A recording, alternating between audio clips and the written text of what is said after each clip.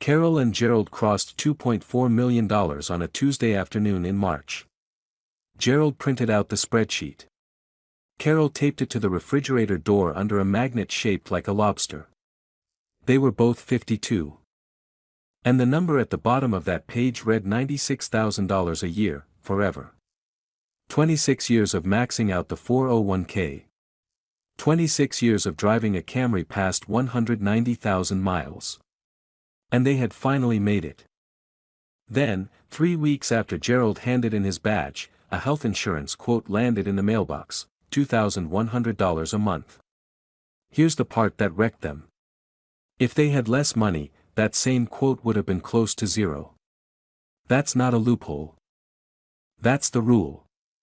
There is a specific band of wealth that's big enough to knock you out of every kind of assistance and small enough that a single bad decade can finish you off. And if you're anywhere on the road toward that band, you're walking into it with no map at all. My name is Yank, and I have spent an unreasonable chunk of my adult life reading retirement research nobody asked me to read. If you've ever looked at a number on a spreadsheet and thought, that should be enough, hit subscribe, because today we're finding out exactly where your number breaks. Let me be completely clear about something before we go further, because I don't want this taken the wrong way. $2.4 million is a lot of money. It is not almost enough. It is not a consolation prize. According to the Federal Reserve's Survey of Consumer Finances, the top 10% of American households starts at roughly $1.94 million in net worth. If you're in your late 40s or early 50s, $2 million puts you in the top 10% of your own age bracket. Meanwhile, the median American household net worth sits around $192,000. Not the average tops $1 million because a few thousand billionaires drag that figure upward the way a kid hanging off the end of a bathroom scale drags the needle. The median, the actual middle, is $192,000. So if you're watching this with far less than $2 million to your name, don't click away, because here's what makes this video about you too. Every trap I'm about to walk through is triggered by your income, not your net worth. None of them check your account balance. They check what you report to the government in a given year. Which means they're waiting for you at $600,000, at $900,000, at whatever number you're working toward right now. The people with $2.4 million just arrived first and tripped the wires so the rest of us could see exactly where they're buried. And there is one number sitting in Carol and Gerald's paperwork that decides whether that $2.4 million lasts 45 years or 19. It isn't the $2.4 million. Hold on to that thought, because it matters. Almost nobody ever talks about it. And it's the only number in this entire video that you actually control. Let's start with the rule you've definitely heard of and probably never actually checked. The 4% rule comes out of a 1994 paper by a financial planner named William Benjen. He tested every 30-year retirement window in the historical record and asked the exact question you're asking right now: what's the largest amount you could withdraw in year 1, adjust for inflation every year after, and still never run dry? About 4%. The Trinity study backed it up 4 years later, and that's when it entered popular culture, got printed across 1 million blog posts, and quietly stopped being questioned. Notice the part that never makes it into the blog posts: 30 years. That number was built for someone retiring at 65 and expecting to be gone by 95. If that's you, you're fine, stop worrying about this section. Gerald is 52. If he lives to 97, which is no longer remotely unusual, his retirement stretches 45 years. That's half again as long as the study that produced his safe withdrawal rate. And when researchers extend the time horizon, your safe number drops.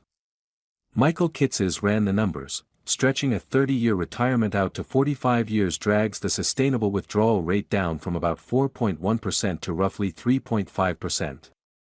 Morningstar's most recent guidance puts the safe starting rate at 3.9%, and that's still for a 30-year window. So run it on your own numbers. $3 million at 4% is $120,000 a year. That same $3 million at 3.5% comes out to $105,000, a difference of $15,000, vanishing every single year for the rest of your life. You didn't spend it. You didn't lose it in a crash. It was never there to begin with. It disappeared because of an assumption buried inside a research paper from 1994 that politely expected you to already be dead. For Carol and Gerald, that same haircut takes their $96,000 down to $84,000. Now, you're a reasonable person, so you've probably already solved this in your head. Fine, take 3.5% instead of 4%, done, next problem. That works beautifully if the market hands you returns in a smooth, evenly spaced line. It doesn't. It delivers them in clumps, and the order those clumps arrive in matters more than their overall size. Say you retired in 1966 with a perfectly ordinary balanced portfolio. Over the following 30 years you earned a compound return of roughly 9.5% annually, a fantastic number. You still nearly ran out of money. Why? Your good years showed up last. Your first 15 years, after adjusting for inflation, were essentially flat while prices climbed about 6% a year. So every withdrawal during that stretch meant selling shares at depressed prices just to buy groceries. Those shares never come back. They aren't sitting in your account in 1982 when the market finally takes off, because you already sold them in 1974 to pay a heating bill.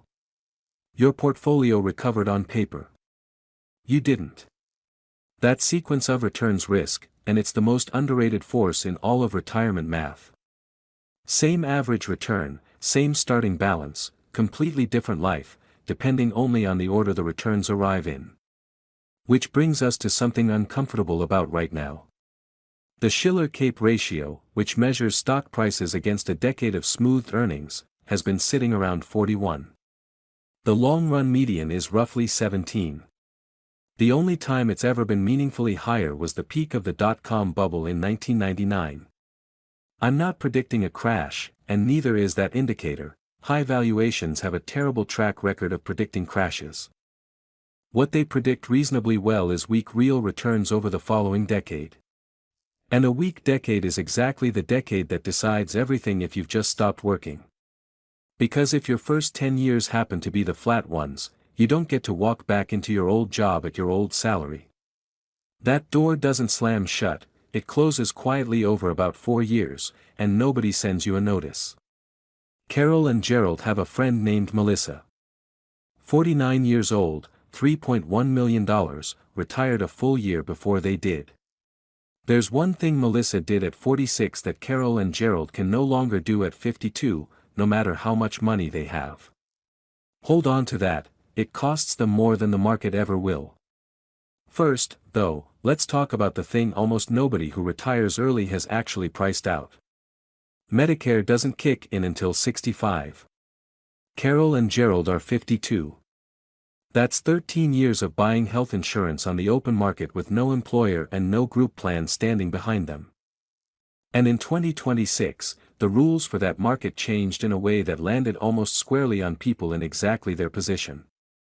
The enhanced premium tax credits that had been in effect since 2021 expired at the end of 2025.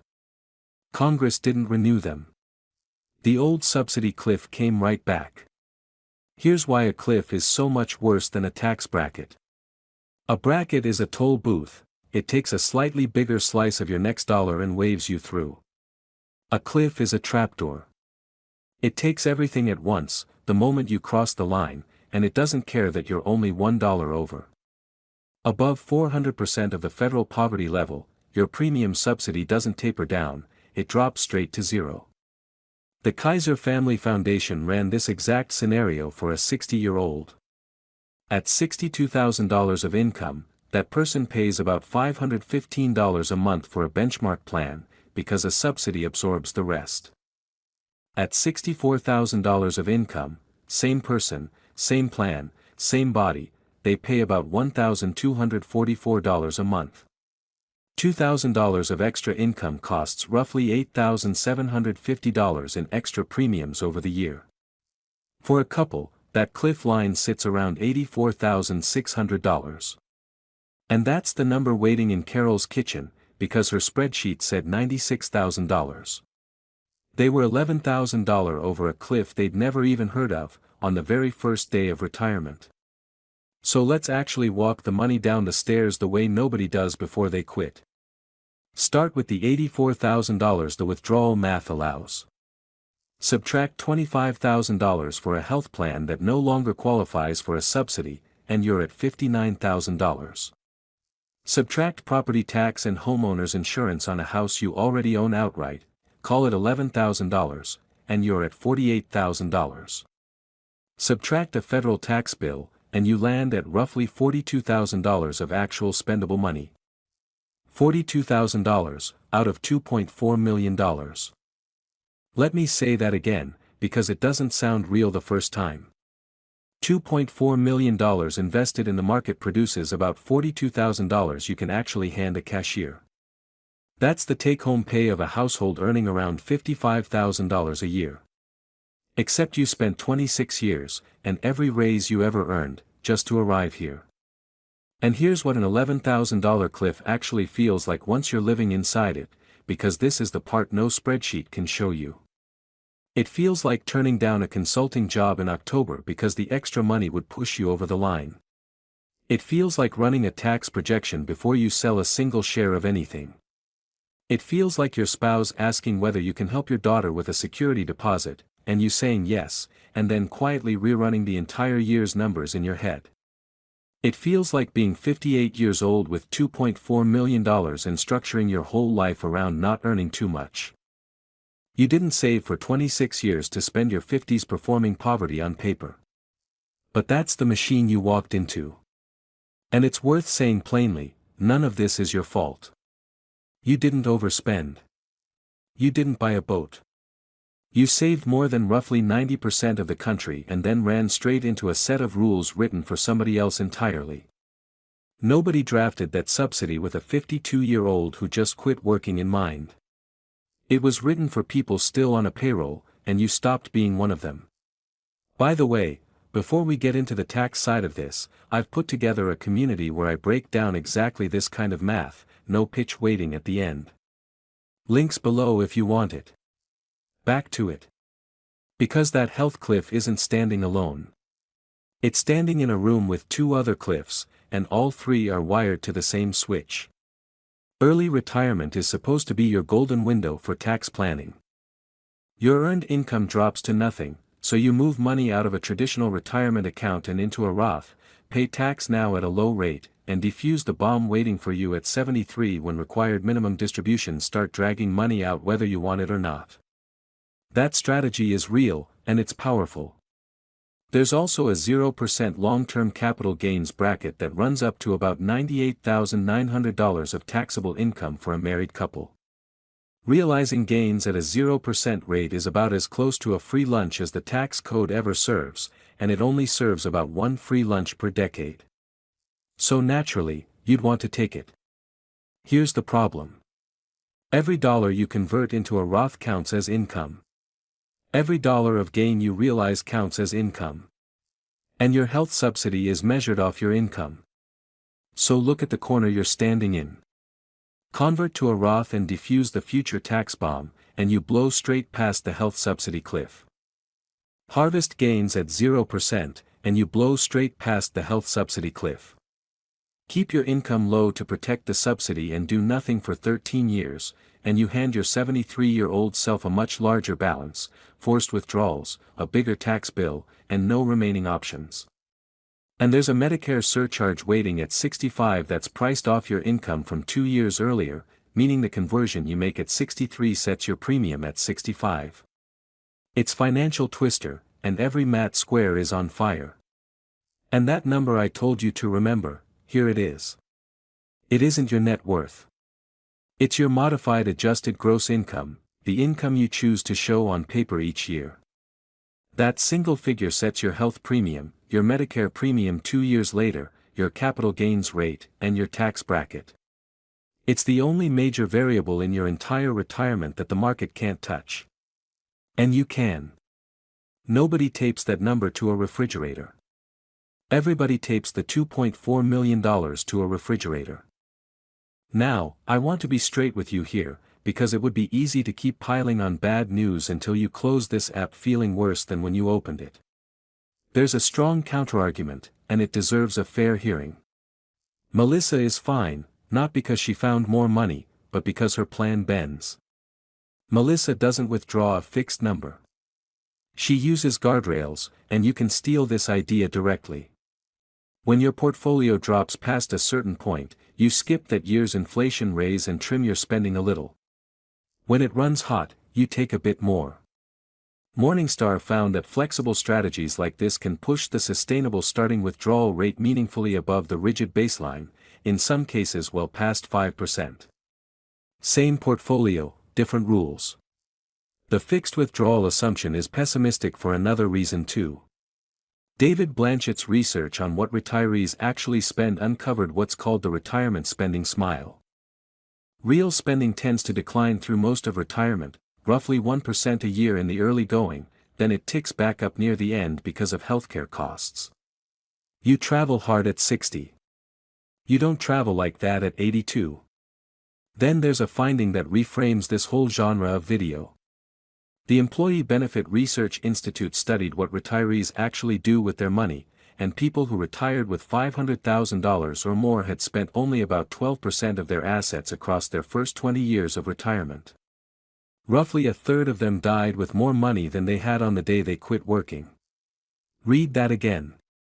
The most common outcome in American retirement isn't running out of money. It's dying with almost all of it still sitting there. You spend 40 years building a fortress and then starve inside it because you're too afraid to open the pantry. And the retirees who spent the most weren't the richest ones, they were the ones with guaranteed income covering their basic bills. You don't need more money to feel safe. You need a floor. So no, $2.4 million is not doomed. What's doomed is a rigid plan. If you withdraw a fixed, inflation-adjusted number no matter what happens, across a 45-year retirement, starting from today's stretched valuations, with a subsidy cliff sitting right in the middle of it, that plan has a real and measurable failure rate. Change one word in that sentence, the word fixed, and most of the risk quietly walks out of the room. Which brings us back to Melissa and the thing she did at 46. She bought a long-term care insurance policy. That's it. That's the whole trick. She bought it at 46 because at 46 it was cheap, and Carol and Gerald cannot buy that same policy at 52 for anywhere close to what she paid. If you're watching this in your 40s, that policy is the cheapest item on this entire list, and the only one that gets more expensive every single year you put off thinking about it. Here's why that matters more than it sounds like it should. Fidelity's estimate says a 65-year-old couple needs about $345,000 for healthcare and retirement, and that figure gets quoted constantly. The footnote almost never gets quoted, and the footnote is carrying an enormous amount of weight. That number assumes Medicare coverage, so it excludes every year before 65, and it excludes long-term care entirely. It's a hurricane estimate that leaves out the wind. Meanwhile, federal research finds that roughly 70% of people who reach 65 develop a serious need for long-term care, and a private nursing home room runs about $127,000 a year. Medicare doesn't cover it. So the number you were handed to plan around leaves out both your most likely years of expense before 65 and your single biggest potential bill after it. There are two more line items missing from your plan. About half of American parents with adult children send them money on a regular basis, averaging around $1,400 a month. Nobody budgets for that. It just shows up in your checking account and stays there. And your Social Security benefit is calculated off your highest 30 years of earnings, which means retiring at 52 stuffs zeros into your average for the exact years you were supposed to be earning your peak salary. Your benefit shrinks well beyond the standard reduction for claiming early, and nothing on your benefit statement warns you that's happening. On top of all that, the trustees project the Social Security Retirement Trust Fund runs dry around 2033, after which incoming payroll taxes cover about 77% of scheduled benefits, absent any action from Congress. So the plan, on paper, is, retire at 52, live to 94, absorb a nursing home stay, help support your adult kid, and collect 77% of a benefit you were promised. No pressure.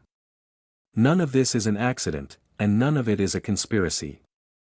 It's simply what happens when rules written for one kind of life get applied to a different one.